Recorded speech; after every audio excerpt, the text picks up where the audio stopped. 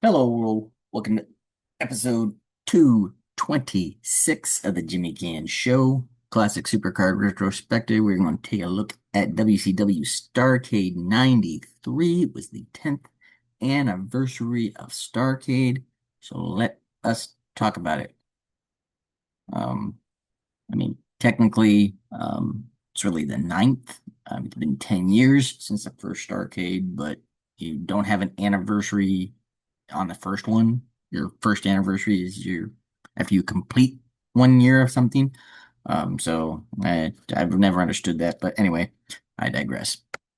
Um, that was held on December 27th, 1993 in Charlotte, North Carolina at Independence Arena. Attendance was around 8,200. Um, the opening, it was on pay-per-view and later released on home video courtesy of Turner Home Entertainment. And our opening contest for this one was a tag team bout. And you saw the team of Too Cold Scorpio and Marcus Alexander Bagwell taking on Pretty Wonderful. Um,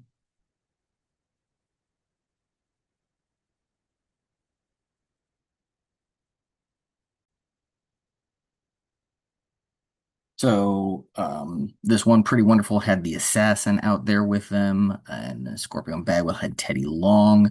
The new duo of Pretty Wonderful ended up getting the W in this one. WCW at this point was uh, trying to push a new tag team, so it makes a lot of sense for that one. As you know, Scorpio and Bagwell are former champions, so it kind of helps solidify them as a legitimate duo. Next up, a lot of meat in the ring on this one, as the Shockmaster took on Awesome Kong, who actually had King Kong out there at ringside with him. Not a real big surprise here. Shockmaster goes over. WCW still trying to get old Uncle Fred over, but after that debut, it's um, kind of a moot point.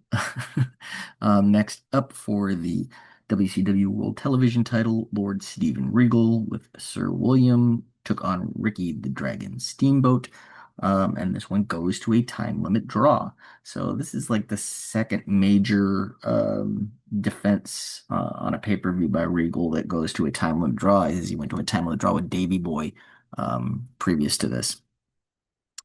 Next up, another tag team contest as the new duo of Cactus Jack and Max Payne take on Tex Slazenger and Shanghai Pierce, the future Godwins. But at this point, much like Pretty Wonderful, Jack and Payne go over in this one as WCW is now, looking for a new duo in this one. Uh, in a 2 out of 3 falls contest for the WCW United States Championship. Stunning Steve Austin with Colonel Robert Parker took on the natural Dustin Rhodes. And Austin defeats Rhodes in this one in 2 consecutive falls.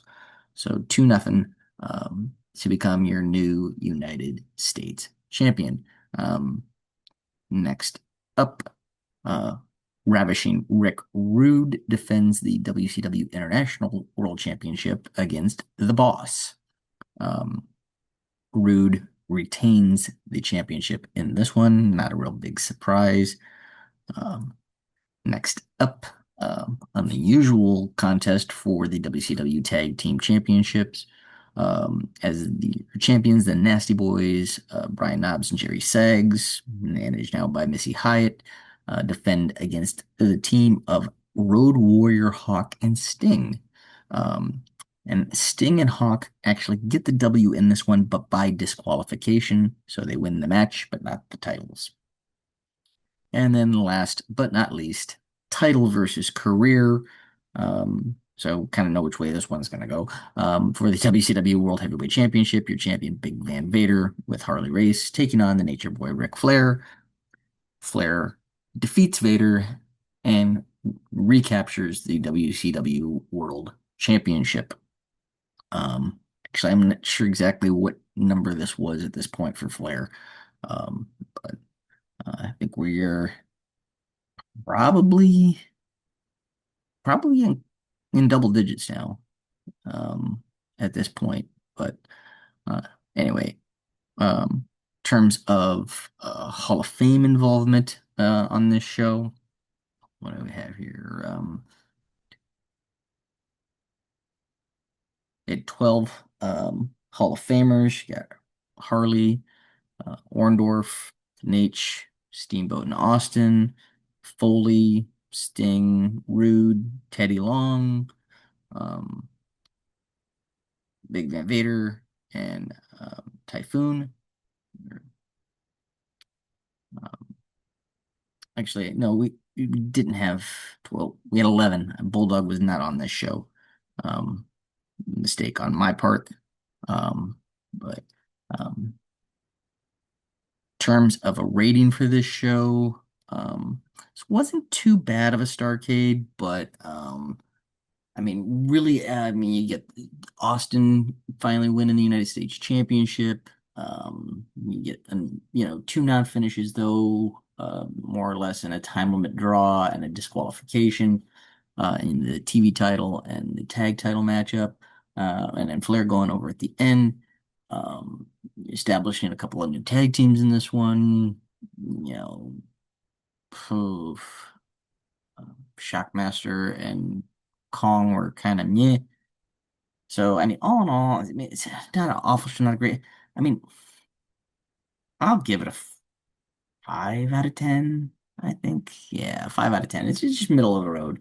Nothing glaringly bad, but nothing overwhelmingly good. So that is it for our classic retrospectives for the calendar year of 1993. And be the last one I probably do, this year as well. I'll start doing them again after the new year. Next one up that we will discuss is the 1994 Royal Rumble. So wherever you are. I hope you're all doing well. Give a like, a share, a subscribe. Take care of one another, and I will see you all when I see you.